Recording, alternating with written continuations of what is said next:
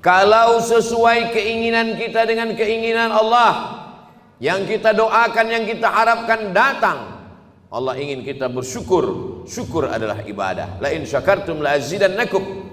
Kalau tidak sesuai yang kita inginkan dengan yang datang, kita risau dan marah, maka kita dalam murka Allah. Ketika sesuai yang kita harapkan, Allah ingin kita bersyukur. Syukur adalah ibadah. Ketika tidak sesuai yang kita inginkan dengan kenyataan, Allah ingin kita bersabar. Dan sabar adalah ibadah tersempurna di antara semua ibadah. Maka Allah katakan, innama yuwaffas sabiruna ajrahum bighairi hisab. Orang-orang yang sabar balasannya paling sempurna, paling penuh, bighairi hisab, tidak dapat dihitung oleh hitungan manusia. Maka kalau kita lihat perjalanan nabi-nabi, ibadah mereka lebih banyak sabar daripada syukur.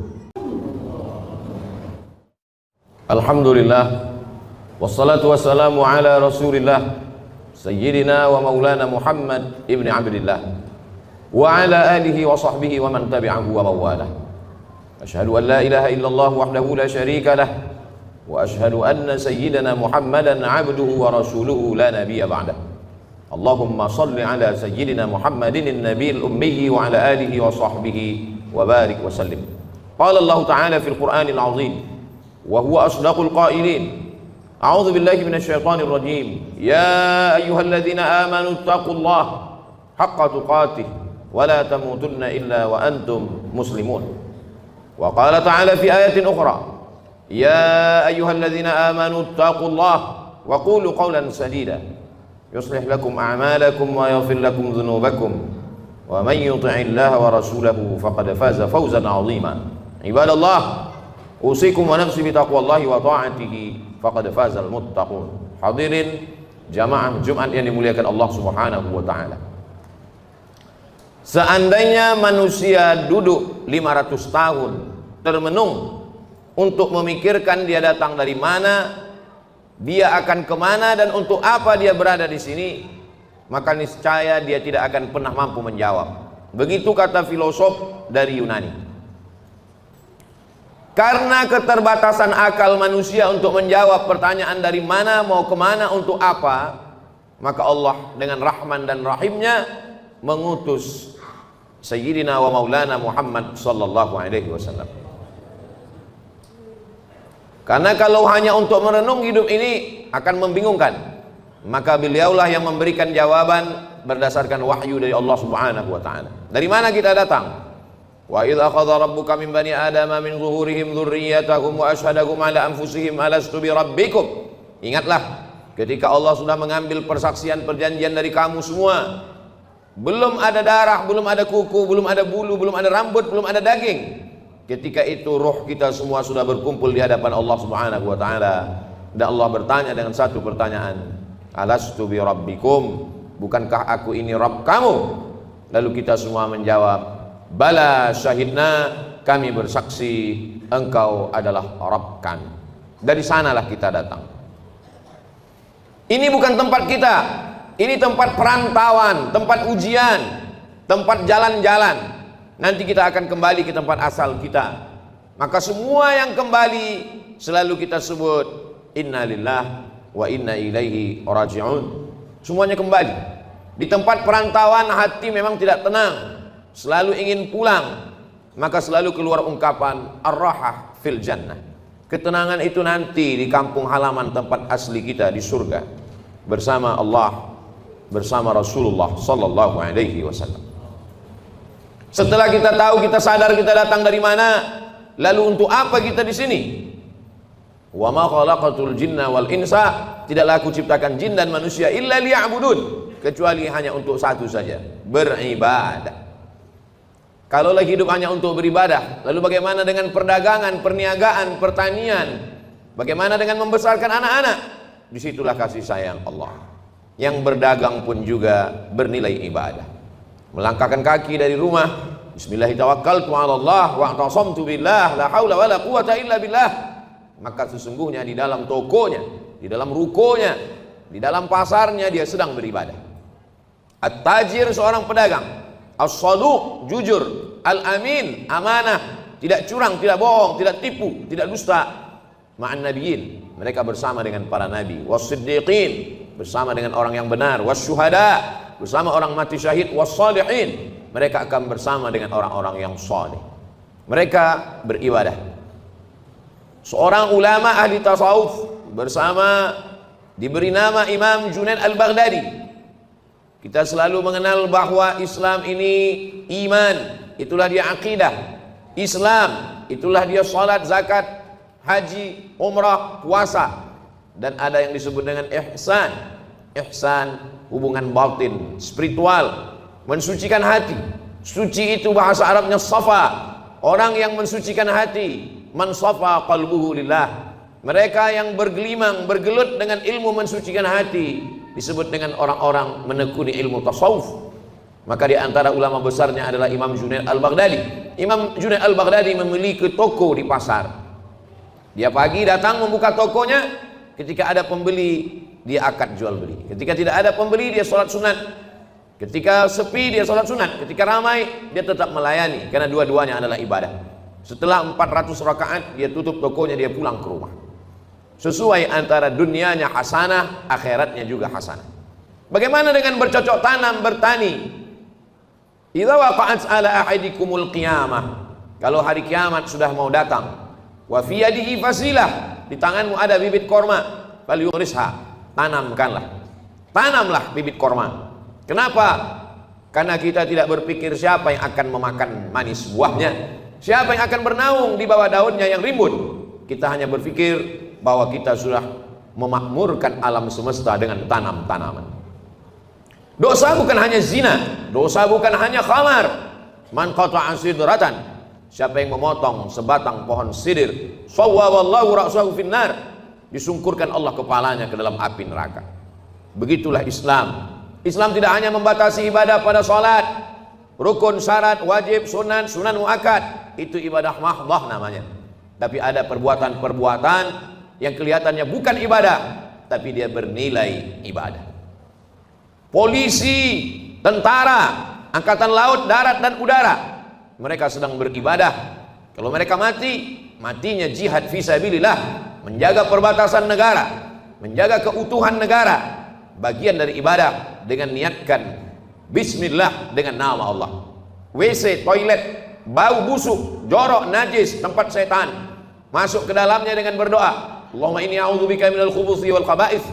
Maka ketika itu dilakukan, itu pun juga bernilai ibadah. Begitulah luasnya rahmat Allah Subhanahu wa ta'ala. Langkah kaki, hayunan tangan, kedipan mata, bisikan telinga, berapa darah yang dicuci buah pinggang, berapa nafas yang berhembus, berapa lintasan hati dan pikiran, kita mau semuanya itu bernilai ibadah kepada Allah Subhanahu wa ta'ala. Karena kita tidak diciptakan untuk apa-apa kecuali melainkan hanya beribadah. Itulah mengapa subuh kita katakan iyyaka na'budu, kepada Engkau kami beribadah.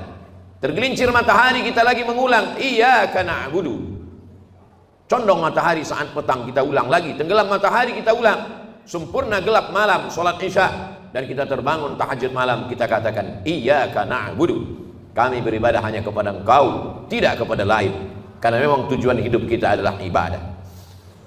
Bagaimana ibadah orang kaya? Dengan hartanya, membangun masjid, menyantuni anak yatim.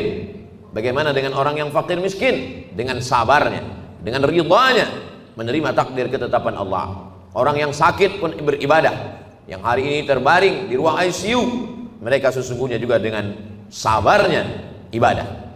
Kalau sesuai keinginan kita dengan keinginan Allah, yang kita doakan, yang kita harapkan datang, Allah ingin kita bersyukur. Syukur adalah ibadah. La in syakartum la azidannakum. Kalau tidak sesuai yang kita inginkan dengan yang datang, kita risau dan marah, maka kita dalam murka Allah. Ketika sesuai yang kita harapkan, Allah ingin kita bersyukur. Syukur adalah ibadah. Ketika tidak sesuai yang kita inginkan dengan kenyataan, Allah ingin kita bersabar. Dan sabar adalah ibadah tersempurna di antara semua ibadah. Maka Allah katakan, innama yuwaffas sabiruna ajrahum bighairi hisab.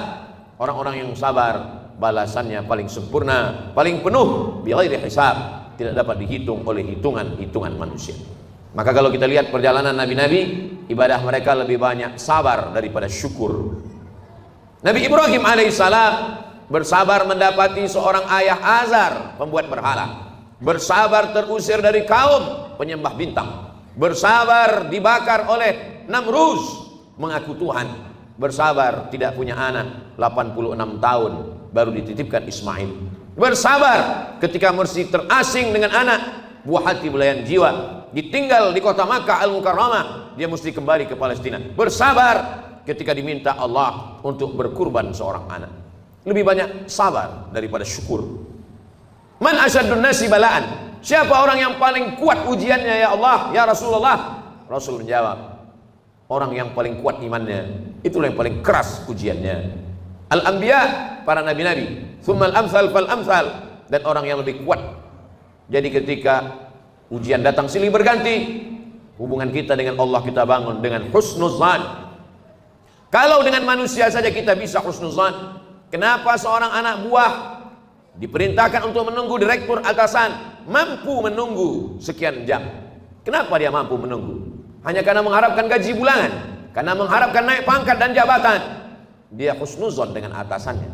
Mengapa kita tidak pernah husnuzon dengan yang paling tinggi, paling mulia, paling agung, paling teratas di antara semua atasan? Dialah Allah. Kita husnuzon kepada Allah Subhanahu wa taala. Menyenangkan atau menyusahkan, baik atau tidak baik, itu menurut pandangan kita. Dalam pandangan Allah semuanya baik.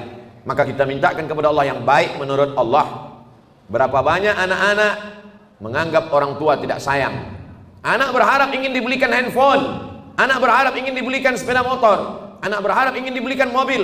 Orang tua yang tidak membelikan keinginannya menganggap orang tua tidak sayang. Padahal itulah orang tua yang sayang. Dia tidak ingin anak ini rusak. Dia tidak ingin anak ini kecanduan game online. Dia tidak ingin anak ini akalnya tidak dipakai untuk belajar. Seorang anak saja sulit untuk menangkap logika seorang ayah. Bagaimana dengan logika Allah Subhanahu wa taala? Maka hubungan kita dengan Allah yang paling indah adalah hubungan husnuzan. Buah daripada husnuzan adalah ridha. Sebelum matahari terbit kita sudah katakan aku ridha. Raditu billahi rabba. Aku ridha menerima segala ketetapanmu ya Allah. Orang yang paling bahagia adalah sururul qalbi bimururil qada. Hati merasa bahagia melewati perjalanan takdir Allah Subhanahu wa taala. Sampai kapan? Lelah, letih, kecewa, sakit hati, marah. Sampai kapan? Sampai akhirnya kita tidak lagi mampu berkata dan berbuat apa-apa. Muda, belia, terang benderang, sampai pada akhirnya menguning, layu dan mati. Di sini tempat kita sejenak singgah dalam perjalanan panjang, mampir sejenak ke pom bensin, ke toilet, berwudu, makan, istirahat.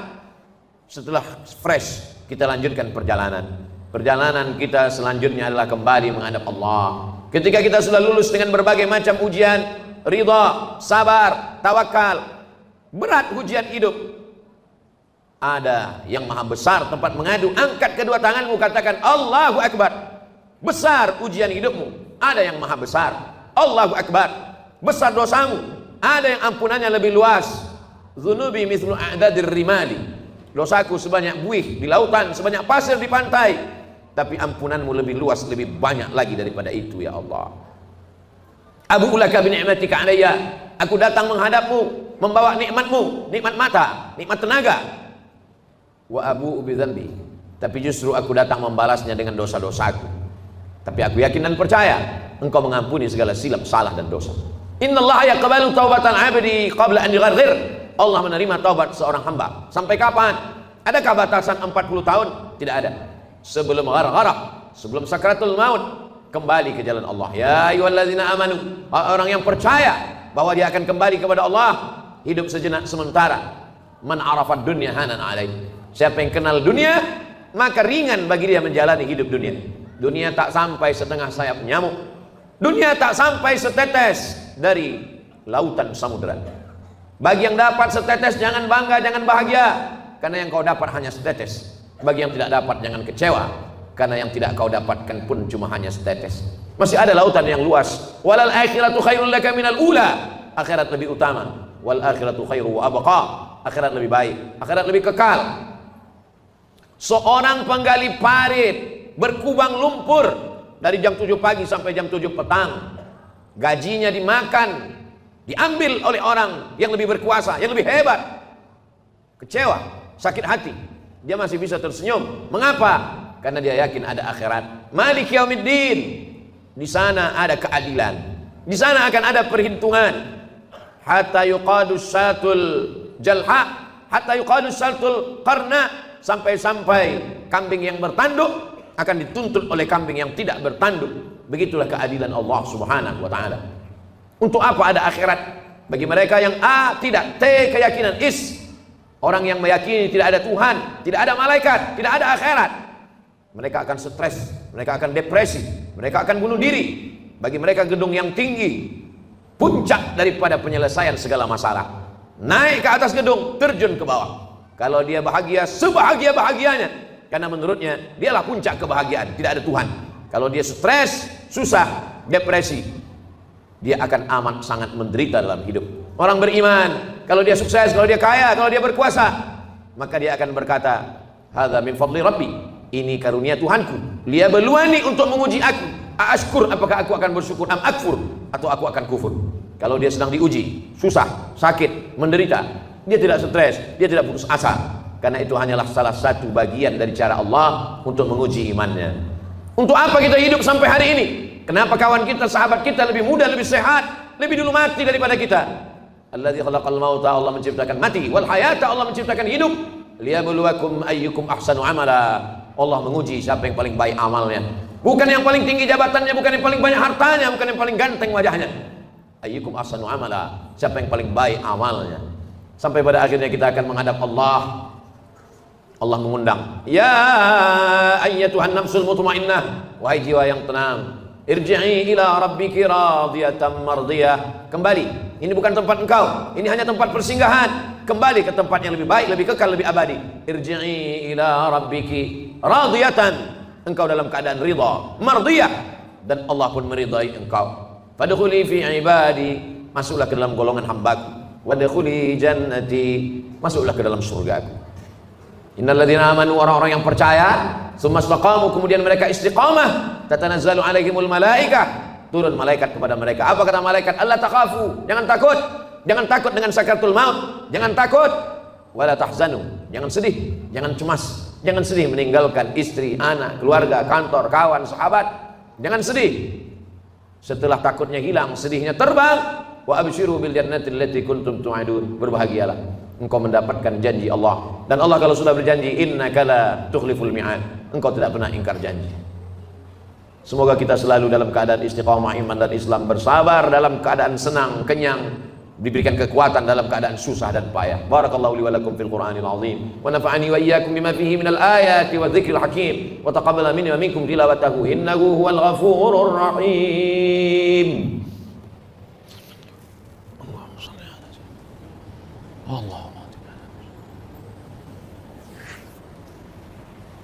Alhamdulillahilladzi bi ni'matihi tatimmus shalihat.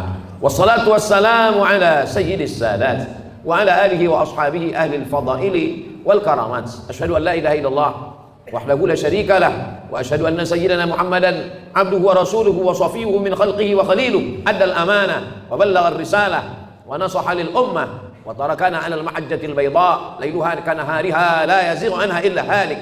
قال الله تعالى في القرآن العظيم وهو أصدق القائلين أعوذ بالله من الشيطان الرجيم بسم الله الرحمن الرحيم والعصر إن الإنسان لفي خسر إلا الذين آمنوا وعملوا الصالحات وتواصوا بالحق وتواصوا بالصبر. وقال تعالى في آية أخرى إن الله وملائكته يصلون على النبي يا أيها الذين آمنوا صلوا عليه وسلموا تسليما. اللهم اغفر للمسلمين والمسلمات والمؤمنين والمؤمنات الأحياء منهم والأموات.